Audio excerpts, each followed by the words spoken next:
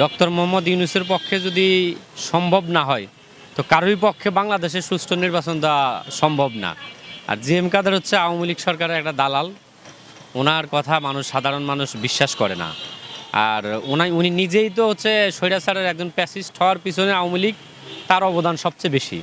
এখন সে এটা বলতেছে সে কোনো স্পেস পাচ্ছে না, এই হিসাবে তিনি একটা অভিযোগ করে রাখলেন যে আসলে ইউনূস সরকারের পক্ষে সম্ভব না। ইউনূস সরকারের পক্ষে সম্ভব, তবে ইউনূস সরকারের পক্ষে সম্ভব এই কারণে উনি একজন নোবেল বিজয়, উনি একজন খ্যাতমান মানুষ। ওনার এই সরকারে আসার পরে ওনার কিছু ভুল ত্রুটি আছে, যদিও আইন শৃঙ্খলা নিয়ে মানুষের ভিতরে অসন্তুষ্টি রয়েছে, তারপরও ওনার প্রতি মানুষের আস্থা এবং বিশ্বাস আছে। কারণ হচ্ছে উনি চেষ্টা করছেন যে রাষ্ট্রটার অবস্থা এমনভাবে ভেঙে পড়েছে, আইন শৃঙ্খলা চাইলে একদিনের বিষয় না।